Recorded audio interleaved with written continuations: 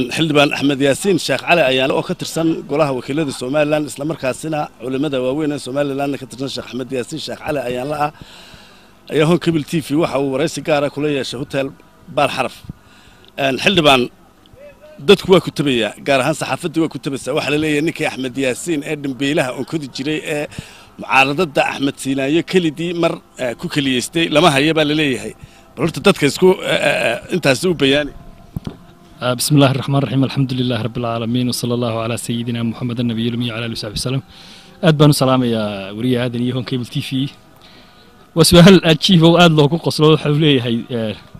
ولا تبي أو ذكي حقو كدعي وتصحت معارض كده 6 سنين كل دي تاجنا حلقة يا بينان سوق جارسية إن وقت جي حسبية دو سما اسمين مركا كسمة في عن أو أصحاب معارض أنت سما اسمه فكذا سيارة كوبنا أنا نقرأ كهدي أنا ها تشقى على سبحانه سوق بتيت من تكله تسحد الشخص تبي سامر كهراني ما له تشرين ببعض صور كريسة سياستنا ما هو مال كربدن أو مال كوتشام مثلا أما كل حامدن معها سياستنا واحد بدلان ظروفه واحد بدلان وي وقت بدلوا وي استبدل كوقت كواحد كان قاعد وي واحد مصالح ذي إنترس كأمضوه كللي هي اللي يد كونستوانسيس كله جسوا كله شيء ده كما ها سياسة ده يدو markaan mucaaradayna nacayb qof aan u qabo kuma mucaarado markaan wax taageerayna jacayl aan iskaga jeclaaday kuma taageero qaladan arkayna waan ku mucaaradaa qofka sax aan arkayna waan ku taageeraa marka aamuskayga waxa laga yaabaa inuu action u bedelmay oo wax qabad baa loo baahan yahay talaabooyin baa loo baahan yahay in waxa aad tabayso ama aad ka qaylinayso marka wax laga ogolaado ummadaadii loo soo joogsado inaad adiguna joogsato wixii action u bedeshan waa loo baahan yahay Soomaaliland haddii mucaarad la yahay haddii muxaafid la yahay badee waxa la wada ilaashanaya qarannimo la wada ilaashanaya dawladda naga dhaxaysa la wada ilaashanaya waxa la wada ilaashanaya inta masaalix ka dhaxaysa ummadan bari iyo galbeed oo ay wada leedahay dhabar u tahay waxyaabaha ugu cajabta badan ee ummadeenan dunidu kaga yaaban tahay waxa weeye in reer Soomaaliland khilaafkoodu meel kastuu gaariyo mucaaradadu si kasta isku taabato haddana ay noqoto ummad consensus wixii ku dhameysata isu timaada wax isweydiisa madaxweynaha ninkii caaridaya ay wada hadlaan hadii doonaan isweydaarsadaan inuu in xilal ay isku dhiibaan inkastoo aan imika xil diyaar u ah inuu xildhibaan oo ummad matalo golaha wakiilada ka tirsanahay haddana siyaasiyan siyaasadda waxa bedela baan ku yiri duruufaha iyo waqtiga iyo isbedelka dunidan ka soconaya oo wax siyaasad qofka bedeli karto xildhibaan xisbigii udub kamidka adahayd markii aleeyay wuxuu ku haray doorashadii xildhibaano badan oo xisbigaasi metelay waliba berigii strong ka ahaa kulmiya oo isagu ka ahaa golaha xooga ayaad ahaydeen ma waxaad isleedahay markaasi wixii berigaasi aad ka caawinayseen gobol ahaan adigoo ka soo jeeda gobolka Hawdal wax badan oo ay tabayeen dawladdu way qabatay dabcan marka la xisaabtamo afaan garaabin islaamku ma yaalba leeyahay haddii dawladda aad mucaaradaysa ay ku soo hor dhigto wax qabad muuqda oo aan la dafiri karin way jirtaa dadka qaar ka oranaya waxa la qabanayaa waa indhasarcaad laakiin inaad in wadadii boorama iyo dilow dhaxaysay laamideedii gabagaba yahay oo la dulmarayo waan soo dulmaray waan sii dulmaray ma oran karo waa indhasarcaad wax qabadku markaa wuxuu noqonayaa inaad hambaliyeyso wixii la qabtay waxa dhimanna doonto dekadaanu doonaynaa erbotaanu doonaynaa dariiqyaanu doonaynaa mashaariic baanu doonaynaa ummadii loo fuliyo waxaasoo dhani wax alla wixii marba ka suuragalay inaad la jaan qaado oo aad la tallaabsato absolutely marka dee gobolkeed ka soo jeeday wax laga qabtana dabcan way ku bedelaysaa way ku saameynaysaa waad ku hambalyeynaysaa eg marka horeba ee waxaad mucaaradayso mucaaradadaadu hadday shakhsi nacayb ku salaysan tahay dee laguma taag helaya ma dawoobaysid laakiin dhaliil muuqata markay ku salaysan tahay leedahay waxaan in la ii qabtaan doonayaa ee wixiina response laga bixiyo laga jawaabo waxna waad ka garaabaysaa waxna jawaabaad ka helaysaa dee dabcan waad bedelaysaa waxaad leedahay go ahead oo kugu shaqeynaya oo kugula shaqeynaya marka xisbigii udub saad u dhawaaqday dee mucaarad buu ahaa xisbigii wuu burburay uu soo noqon waayey uu tahli waayey inuu kaalintii ku soo noqdo dabcan axsaabta qarankuna dee qabaa'il ma kala aha ee waa xisbiyo aragti siyaasadeed oo kala duwan leh haddii xisbi ka tirsanayd oo xisbigii fail garoobo dabcan xisbiyo kala bedelay oo meeshii fadhiya oo dee tartamaya siyaasaddaadiina dee waxay noqonaysaa xisbiga ugu aragtida dhow wixii aad aaminsan tahay inuu wax ka qabanayo waxaad doonaysa inuu danaynayo aragtida aad waddankan ka leedahay inuu isleedahay waa xisaabta wax kale maaha waa weel siyaasiya waa weel siyaasi berigi dhawadan dee qoladii golaha madasha la baxday annagu aanu golo ahaan qoladii xildhibaanadii aanu ka hor nimid sharciyadooda lahayn sharciyad ma aha dee waxa argumenkayagu ah waxaan ku doodaynay waxay ahayd ورويل سياسي والله ترتمي أو تدكو أو كهض أو أركتيلي سكتشيدي أو حكومة كدليل كرو أما حكومة كتاجر كرو marka haddii xukuumaddii ay xisbigeedu ku qancin waayo xisbiye mucaarada ay noo dhisan oon dee reer lahayn shakhsina lahayn ummaddu leedo national parties baa la yidhaha hantida ummadda ee qaranka laga ururiya wax laga siiya oo xisbiye ku yihiin oo xafiisyada lagaga bixiya marka dee in dhexdoodana competitor dimuqraasigeennuna markuu koro uu gaari doonaa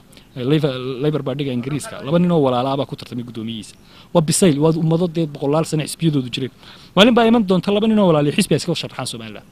oo ka soo wada tartamaan oo ku kala guuleystaan isku bubaarigaan oo dee aragtidan qabaliga ay bedesho aragti siyaasadeed oo xisaabeed marka adoo xildhibaan ahaan xisbigii udub waxaad uga digargotay xisbiga kulmiye weli kuma dhawaaqin taa hayu ay waxaanu nahay group dhan oo fara badan oo xildhibaana ah oo aragti midaysan ka wadaaga sidaan u digarroganayno xisbigan u digarroganayno markaad aragtideedaasi markay soo gabagabowdo mar baanu shaacin doonaa saxaafadana kama qaranayne daahir yaa shamsi duhur cad bad aadan ka soo qayb gali doontaa xisbigaanu ka dhaxay laacnay iyo kan ku biirnay sababta maxaafadnimada ugu badan gobolkii awdal gelisay ee xildhibaanamadii lagu xabanayo waxaa ka mid ah leeyahay taageero xukuumadda u fidisay maayirkan Saylac marun baa arintaas maayirka Saylac baa laga doortay gobolka awdalba ma gobolka kale sala la yiraahdo xukuumadduna waxay iyadu mar walba mas'uul ka tahay sharciga dalka inay ilaaliso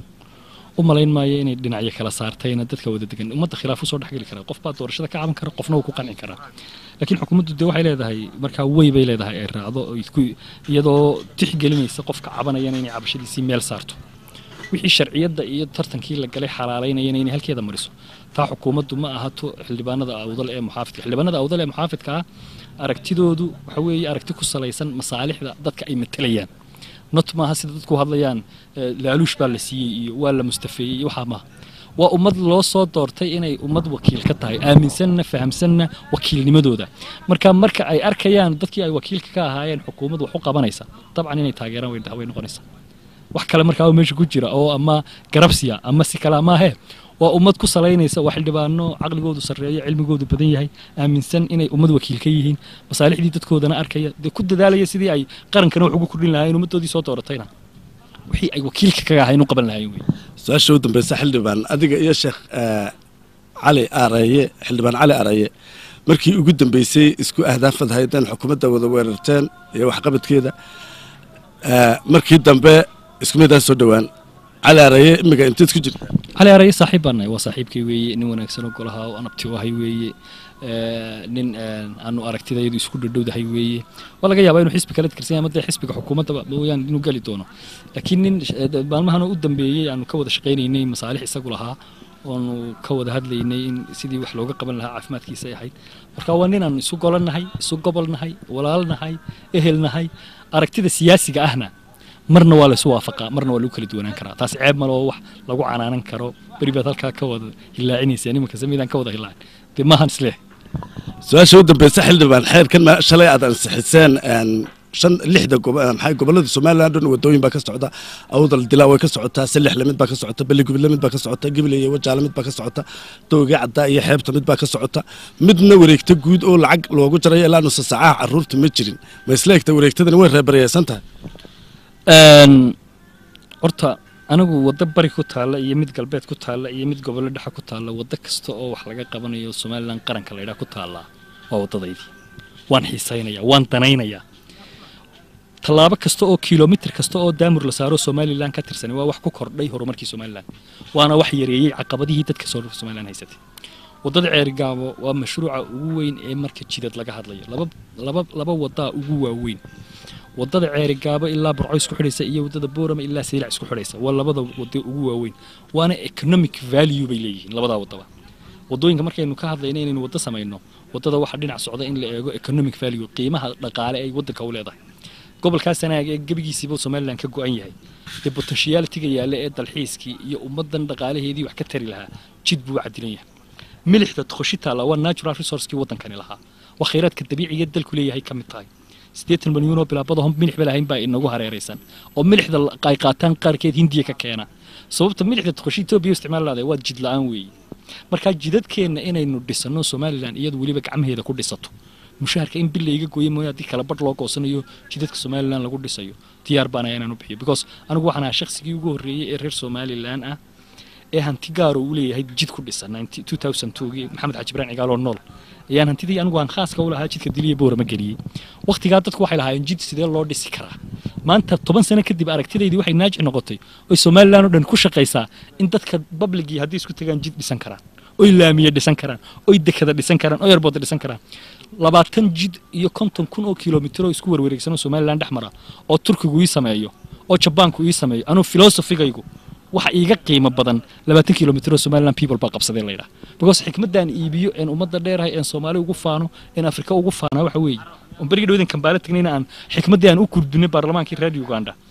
Somaliland waa nation isku tashado la fihiisa wax u qabsada nalama caawiyo anaga military-geeyoga wadana anaga police-geeyoga wadana anaga macallimiinteeda mushaharka siina maantana jidadkii baan dhisanaynaa adduunyada waxaanu tusaynaa inaanu la'aantood aqoonsigooda la'aantii wax qabad taageeradooda la'aantii inaan ummad dhismi karta nooc kasta oo noloshu tahay hadday tahay infrastructure-ka kaabayaasha dhaqaalaha hadday tahay arrimaha bulshada ummad sideeda dadnimada iyadu inay dhisan tahay weliba aanu nahay ummad isku kalsoono iyadu confidence-keedii abuuranaysa wadada ceergaabaha haddii lagu guulaysto Somaliland wax u caqabad ah oo u dhimano inay qabsan kareen ولا كويت أربعة كسجنا ولا جبان دكت كلون كسجنا مجلس دكت الوهاية نودسني طريق السيلع بين نودسني طريق الوطوقعات بين نودسني توجه على نودسني ميل والبين نودسني وحنا فعلا تكلسوني دين حطينا دولار كنا يسكترنا نف كنا أرجع كيش كنا هروح كاسوا ورسنا on ummadeenu ay ogaato traskiina la abuuro oo la yiraahdo wadadii dariiqii xeerkii la ansixiyay ee loogu takaaliifta wadooyinka loogu sameeyay 6 bilood u dambeeyay imisa ka soo xirootay imisa wada la dhisay hadaba oo sidaa la isku barbar dhigo oo traska ummaddu abuuranto waxaan qabaa ummadan inay ilfaheediisu taagayso marka jidadkan inoo dhismaana dhaqaaleenu tabcan isbedelaya tuuristiga ka bilaabmay magaalada Ceergaabo dalxiiska tagi doona adduunyada loo bandhigi doona iman doonta waxa fududaan doona imisa dhaqaale inaga burbura shidaal aynaan u baahnayn gawaaridu ku jajabaysa ummadii ku halaagsamayso maalin walba gaari dadkeeni laynayo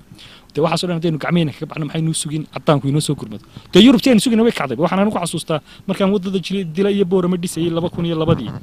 hay-adii inaga caawin jirtay European Unionka wakiilka uga ahayd jidadka Somaliland waxay ahayd hay'adda la yiraahdo THW oo Germany bay ahayd gaalka Jarmalkii markuu la xisaabtamayo contractors-ka wuxuu ku oran jiray cashuur bixiyayaasha reer Yurub ma ogola xisaab xirka noocan u sameeyeen taxpayers-ka iyagu balagada wuxuu noogu faanayo ku hadidayay kambaniyada Somaliland ay leeyihiin gaalka ay Jarmalka aha cashuur bixiyayaashii reer Yurub ma ogola noocan xisaab xirka waxaysan today waxaan leenahay anaguna maanta cashuur bixiyayaashii Somaliland baa jidka sameystay waa wax sharaf inoo wada qiimaheena iyo dadnimadeena dhisaysa not wax marka xeer la sameeyayna qof looma sameeyo maanta xeerkan aan not for siilaanyo not for xirsi not for madaxtooyo for the people of Somaliland bar ka dambeeya ku shaqeyn doona dhaqaalahan ka imika jooga ku shaqeynaya ku kala soo socda ku shaqeyn doona Somaliland people price kale dawladnimaduna laba shay bay ka koobantahay taxpayer cashuur bixiye iyo adeeg fuliye waa wax warwareego la badbedelo oo foodka dadku ku xidhan yahay maalin baa xilka loo dhibanay adeegan qaba la oranaya ninkii adeeg wanaagsan fuliya mar labaad soo noqonayo la oranaya waan kuugu celini because of shaqo wanaagsan baad umada u qabatay laakiin cashuur bixiye waa loo sameeyaa masuul mucaarad muxaafid kuwa haysta tijaar faqiir nin walba waa inuu tagas ka bixiyo mid kale marka inagu Somaliland ahaan isu tashanayno barigan dhaweyd xeerka laba qodob oo ugu muhiimsanaa baan sharti ka dhignay golaha wakiilada aanan ku aqbalay number 1 in waxaan miisaaniyadda qaranka galiyo oo budget ummadan leedahay oo xisaab xirka dawladda soo raacaya oo transparency miisaaniyadda ummadda ku qataanaya waa qodob taa waxay cadeynaysaa inaan wax shakhsi doonayo jeeb ku shubtaa aan meesha ka saarno qodobka labaadna waxa weeye halkii xisaab xirka wadooyinka in 6 biloodba guddi madax bannaan ay qiimayso wixii la qabtay wixii soo baxay oo national la sameeyo waxa la yiraahdo commission national oo wadooyinka oo ummadda yani dadka kariimka ah ee qiimaha ku dhaxlay bulshada laga dhigo waxaynu markaa abuureynaa traski ama is-aaminaadii u dhaxaysay dawladda iyo dadweynaha markii labadan is-aaminaan transparency la helana ummaddu way dhaqaaqaysaa war dalka Japan la yiraahdaa khayraad dabiiciya ma bale Denmark ma leh ummadahan waxay wax ku qabsadeen aqoontoodii iyo kalsoonidoodii bay dhiseen Somaliland waxaan kula dardaarmayaa anigoo maanta ka faa'iideysanay fursadaad siisan haddaynaan muwaadiniin dhab dalkooda jecel oo doonayo danaynaya noqonin ummadeenu dhismi mayso nin Hindiya buu qoray wuxuu ku qoray Singapore buu u tagay meesha la yiraahdo dalxiis taxi buu kireystay taxilihii hoteelkii uu ku tagay buu yar dhaafiyay uu ku soo celiyay saacadii taxigu waxa qortay 12 mitir $12 buu dhiibay $1 buu dib ugu celiyay taxilihii wuxuu yiri 12 mitir xaq laguma leh 10 mitir un bay haydin aan ku soo wado 10 kilomitir oo $10 marka garasho waagayga inaad lacag ku bixisan ma habuuri ninkii wuxuu la yaabay tagsiiluhu macaamil wanaagga uu kula macaamilayo tagsiilaha markaad dal ajnabiga tagtay tourist tahay airport ka degto oo qofka u horeeya dalka ka macaamilaysan markuu tagsiilista kula dhaqmo dalkaas uma jeclaanaysid 8 milyan oo qof baa maalintii ayaa sanadkiiba tago dalxiisa dalka la Singapore haddayna markaa wax lama yiraahdo buu yidhi taxi driverska Singapore diplomat of Singapore baa la yiraahdaa diblomaasiyiinta reer Singapore war Soomaaliland ninka tagsiilaha iyo ka gaadhiwalaha iyo ka ariilaha iyo ka beeraleyda haddayna qaranan wada ilaalinayno oo aynu ku wada guntanahay nin waliba halkiisa ka difaacayo nin waliba halkiisa uu gaga mitidsan yahay inuu qarankani sharaf iyo cizi iyo dunida ka mid noqdo walaa ku mirigaadina dunidan tahriib loo tahriibay inuu soo tahriibi doonto waana iman doontaa wanta ayarnaaye maalin noocaas aynu ka wada shaqeynaa